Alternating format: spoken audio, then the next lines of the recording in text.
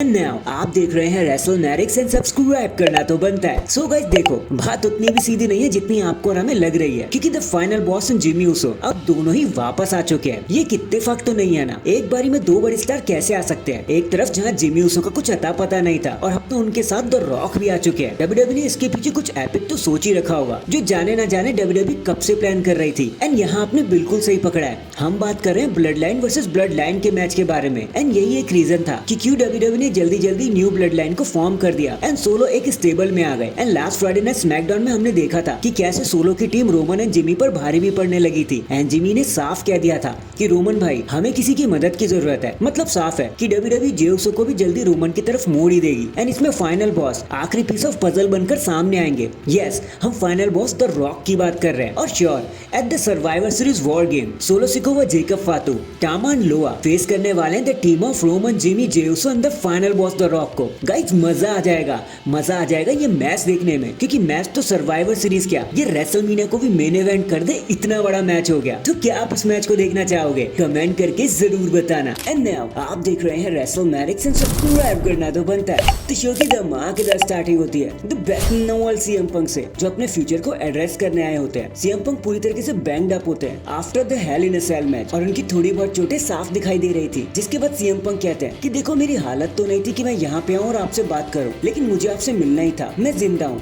लेकिन मैं वैसा महसूस नहीं कर रहा। मैं अब जीत चुका हूँ, लेकिन वैसा भी मुझे फील नहीं हो रहा। शायद मैं सही था, अब मैं और hello in a cell match लड़ नहीं सकता था। मेरे लिए वो कुछ ज्यादा ही हो गया, क्योंकि मैं अपनी पूरी लाइफ इतनी बुरी तरीके से कभी पिटा ही नहीं था। बट शायद स्टिल अब मुझे 3 लोगों का शुक्रिया कर देना चाहिए, 3 ग्रुप ऑफ पीपल का। तो सबसे पहले तो आप लोगों फैंस, आपने हमेशा मेरा नाम लिया, मेरा साथ दिया, कभी मुझे छोड़ के नहीं गए। फिर वो लोग जो कैमरे के थ्रू मुझे देख रहे हैं, मुझसे जुड़े रहने का शुक्रिया। और थर्ड वो लोग जिन्होंने हमेशा से एक लाइन क्रॉस करी, एक लाइन ड्रॉ करी। मैं हमेशा से ही आगे आता रहा। अब सी, मैंने 5 हफ्तों से अपनी वाइफ को नहीं देखा है, तो मैं अब गुलाब को फूल लेके जाऊंगा और अपने घर चला जाऊंगा कुछ समय के लिए। मैं अलविदा तो नहीं कह रहा हूँ, लेकिन अब मैं कुछ टाइम बाद मिलूंगा आप लोगों से। जिसके बाद सेथ रॉलिंस भी उन्हें इंटरप्ट करने वहाँ पर आ जाते हैं और एक टक्कर मारते के साथ ही वहाँ से अंदर चले जाते हैं, रिंग के पास आ जाते हैं। सेथ सबका वेलकम करते हैं रिंग में और कहते हैं कि यार मैं 2 महीने के लिए बाहर क्या चला गया, यहाँ तो बर्बादी छा गई। डॉम डॉम शार्क केज में बंद थे, कोडी रोड्स और रोमन रेंज ने दोस्ती कर ली, फाइनल बॉस वापस आ गए। भाई 2 महीने पहले ब्रॉन्सन रीड ने मुझे मारा था, तो हमें तो बदला लेना ही था। लेकिन जब हम यहाँ पर हैं, तो ब्रॉन्सन रीड आज यहाँ पे नहीं है। तो चलो ब्रॉन्सन, मैं तुम्हें 15 मिनट देता हूँ, मेरे सामने आओ और फाइट करने की कोशिश करो। जब भी टाइम हो, जब भी मौका मिले, बस बताओ मुझे। कि तभी जे ऊसो वहाँ पर आ जाते हैं और हमें नाइट का सबसे पहला मैच देखने को मिलता है between J Uso and Xavier Woods for the intercontinental championship. और ये 12 साल में पहली बार था जब intercontinental championship Monday Night Raw के पहले ही घंटे में डिफेंड हो रही है। बताने के लिए यहाँ कुछ स्पेशल है नहीं। एक्सेवियर वुड्स ने काफी कोशिश करी मैच को जीतने की, लेकिन फिर भी जे ऊसो एक कदम आगे ही रहे। एक स्प्लैश लगा के अपने टाइटल को रिटेन करने में वो कामयाब हो जाते हैं। जिसके बाद वो एक्सेवियर वुड्स को हैंडशेक करने को कहते हैं, लेकिन एक्सेवियर वुड्स उसे रिफ्यूज करके वहाँ से चलते बनते हैं। कि तभी ब्रॉन ब्रेकर जे ऊसो पे आके स्पीयर ठोक देते हैं। न्यू डे भी उनकी हेल्प करने की कोशिश करते हैं, लेकिन इसका कुछ खास फायदा हो नहीं पाता। और ब्रॉन ने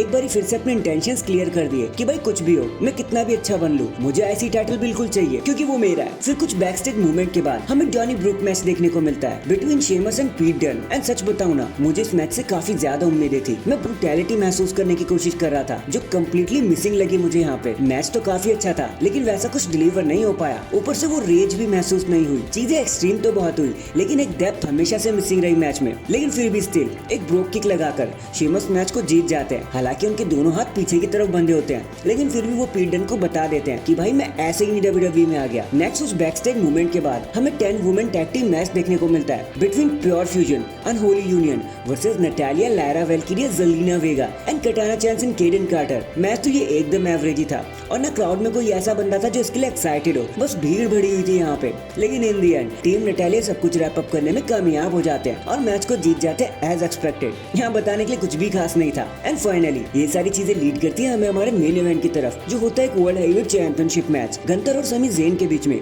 सैमी ज़ेन इस मैच का वेट काफी समय से कर रहे थे और फाइनली उन्हें अपना चांस मिल ही गया। एंड नाउ ये वो मैच था जिसका हम सब वेट कर रहे थे, एक एब्सोल्यूट बैंगर। अगर इसे रात का सबसे बेस्ट मैच भी कह दिया जाए तो कुछ बुरा नहीं होगा। कुछ बहुत ही अच्छे स्पॉट हमें यहाँ देखने को मिले। ये एक असली मेन इवेंट था और सब कुछ अवेलेबल भी था यहाँ पर। एक बारी के लिए तो ऐसा लगा कि सैमी ज़ेन शायद गंथर को हरा ही देंगे, बट एक बारी फिर से गंथर ने बता दिया कि वो क्यों वर्ल्ड चैंपियन है। उन्होंने सैमी ज़ेन को एक स्लीपर में फंसा लिया, जिसके बाद सैमी ज़ेन के पास बाहर निकलने का कोई चांस ही नहीं था। रेफरी ने मैच को रोक दिया एंड गंथर ने अपने टाइटल को फिर से रिटेन कर लिया। बट लास्ट में जब गंथर वहाँ से जा रहे होते होते हैं तो कोडी रोड्स भी पीछे से आ जाते हैं जो गंथर को कन्फ्रंट करते हैं क्योंकि अब गंथर और कोडी रोड्स के बीच में मैच होने वाला है क्राउन जूल्स चैंपियनशिप के लिए at the Crown Jewels and then इसी के साथ हमारी आज की मंडे नाइट रॉ यहीं पर खत्म हो जाती है। वैसे आपको आज के शो के बारे में क्या कहना था कमेंट करके जरूर बताना एंड अगर चैनल पर नए हैं तो चैनल को अभी लाइक एंड सब्सक्राइब कर दो। बाकी मैं मिलता हूँ आपसे किसी और अपडेट के साथ, तब तक के लिए अपना ख्याल रखें और खुश रहें।